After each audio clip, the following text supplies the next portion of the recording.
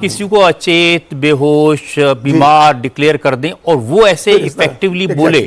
उनकी आवाज में खनक सुनाई दी, उनकी योजनाओं में एक प्लानिंग दिखाई दी, और जो आपने बताया कि वो ट्रैवल किया, तो इसने मुझे लगता है एकदम बाजी पलट। एक और चीज, ये कैंपेन बूमरैंग कर गया।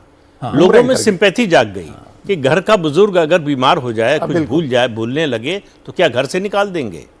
ये सवाल जैसे ही आया तो नीतीश कुमार के प्रति एक सहानुभूति की लहर कह सकें या हवा कहिए कि चलने लगी कि भाई वो जो दिया है उन्होंने वही बहुत है हमारे लिए। ये वो जिस रूप में भी है, हमें सर ये मानना था कि नरेंद्र मोदी ने जिस प्रकार की ताकत दी नीतीश कुमार को, और दो उदाहरण वो देके बता रहे थे कि पहली तस्वीर जब वो पुल का उद्घाटन था उसमें पीएम मोदी नीतीश कुमार को हाथ लेकर दिखा रहे हैं। दूसरी, महिलाओं को जब धनराशि दी जानी थी उसमें पीएम मोदी का ये कहना है कि आपके दो भाई हैं, नरेंद्र और नीतीश। तो बोला कि इन दो चीज़ों ने जो समस्याएं थी उसको दूर करने में बहुत मदद की। मुझे लगता है कि कैंपेन जो विपक्ष का कैंपेन था वो भी फोकस नहीं रह पाया। ऐसा नहीं था कि बिहार में बहुत सारी चीज़ें नीतीश के खिलाफ नहीं थी। अगर रिसेंटली हम लॉ एंड ऑर्डर की घटनाएं देखें तो भी वो था। अनएम्प्लॉयमेंट यूथ का खास तौर से जो इलेक्शन के पहले तस्वीरें दिखाई दी कि वो लहराते हुए गोली मार के आराम से निकल गए, ये बड़ी बात, किसी भी स्टेट में बड़ी बात। और दूसरा, यूथ जो है ना, 18% अनएम्प्लॉयमेंट हो गया हुआ है वहाँ पर, लेकिन क्या उसको भुना पाया विपक्ष? नहीं भुना पाया। तो ये सारा जो फोकस था इलेक्शन का विपक्ष का, वो भी कहीं ना कहीं लॉस था, क्योंकि वो तो तय नहीं कर पाए ना उनको किस चीज़ पर इलेक्शन लड़ना है। बिहार के इश्यूज पर लड़ना है कि वोट चोरी पर लड़ना है। वो सारा टाइम तो एसआईआर के विरोध करने में खुद उन्होंने बिता दिया। जी, जब भी राहुल गांधी का सवाल आता है, अजीत जी मेरी तरफ देखते हैं और ये मुस्कुराने लगते हैं। मुझको लगता है राहुल गांधी आप उनको लेकर ज्यादा इंटरेस्ट, क्योंकि आप राहुल गांधी का चेहरा देखते मुस्कुराने लगते हैं। चलते चुनाव में आदमी की फोटो अगर एयरपोर्ट की आएगी, वो कौन सी दुनिया के एयरपोर्ट पे मुझे पता नहीं, आज वो हिंदुस्तान में है ये नहीं मालूम। बिहार में 16 दिन की यात्रा करने के बाद 2 महीने गायब हो जाए कोई आदमी, मतलब आप कैसे एक्सपेक्ट करते हैं? लेकिन आप ये देखिए, इस सबके बावजूद रेलेवेंट बने हुए हैं, ये भी देखना चाहिए। इस सबके बावजूद आप कॉन्फिडेंस देखिए गजब का है। मतलब 3 बार चुनाव हार चुके, लेकिन जब वो बात करते हो तो ऐसा लगता है बस पूरा देश उनके साथ ही खड़ा हुआ है। लेकिन इस सारे मामले में आप सब लोग अनुभवी ज्ञानी लोग हैं। जो चीज़ मुझे पर्सनली बहुत हर्ट की है वो ये है कि पहले उनको लगता था कि भाई शायद शी जिनपिंग मोदी को हरा देंगे, फिर उनको लगा कि नहीं अब तो ये ट्रंप इनको हरा देंगे। तो वो हमेशा ढूंढते रहते हैं कि कोई फैक्टर, मैं तो नहीं कुछ कर सकता।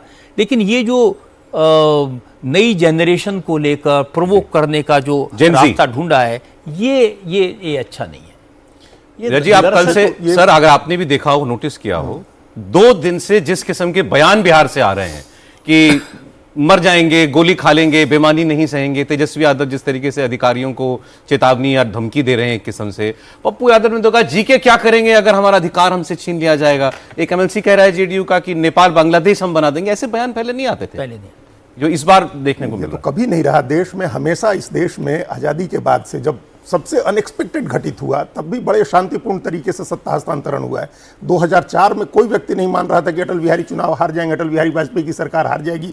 हार गए और उतने ही शांतिपूर्ण तरीके से सत्ता हस्तांतरण हो गया। इंदिरा गांधी अपना चुनाव हारी और फिर वो उतनी ही शांतिपूर्ण तरीके से सत्ता हस्तांतरण हुआ। ये पहली बार हम सुन रहे हैं। और जो रजत जी ने कहा, ये कोई आदमी, हम कांग्रेस पार्टी के नेताओं से हम जानना चाहते हैं कि भाई एक भाषण कोई दिखाए कि नेपाल की घटना के पहले राहुल गांधी ने कभी जेनजी शब्द का इस्तेमाल किया हो? नहीं, कभी नहीं किया। ऐसे पिछले 3 चुनाव में जब पहला चुनाव हारे तो उन्हें शायद लगता था कि भाई चलो 5 साल हैं, पहले भी हारे हैं, कांग्रेस वापस आ जाएगी। जब दूसरी बार हारे तो काफी हिल गए। पहले आपको ध्यान होगा कहते थे हम इसलिए हार गए क्योंकि मोदी के पास ईडी, सीबीआई, आईटी ये सब चीजें। फिर कहा कि ये ईवीएम में गड़बड़ है। अब जब ये नहीं चले तो अब ये नया फैक्टर लिया है कि वोट चोरी का। लेकिन मुझे नहीं लगता कि हमारे देश की जनता इन चीज़ों पर भरोसा करती है। कुछ भी कहने के लिए एक आदमी की अपनी क्रेडिबिलिटी होनी चाहिए, उसका पास्ट बताता है। क्रेडिबिलिटी के अलावा कुछ तो प्रमाण हो। मतलब एसआईआर हुआ बिहार में, उसके बाद कांग्रेस पार्टी ही 4 लोगों को खड़ा करती कि ये इनका वोट कट गया, ये वोटर थे, इनको वोटर होना चाहिए था। आप इतना बड़ा कैंपेन चला रहे हैं और 4 लोगों को खड़ा नहीं कर पा रहे।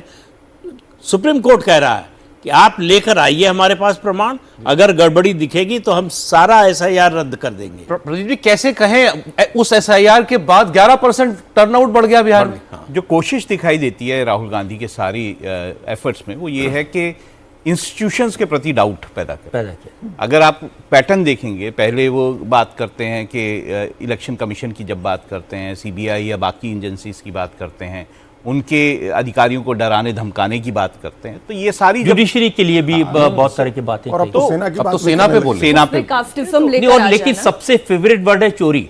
पहले का चौकीदार चोर है, फिर का सारे मोदी चोर हैं, फिर वोट चोरी। जब जब कोई मौका आता है तो ये चोरी, ये एक का शब्द है जिसको वो चिपकाने की कोशिश करते हैं, लेकिन पिछले 15 साल से तो लोगों ने इस पर भरोसा किया नहीं।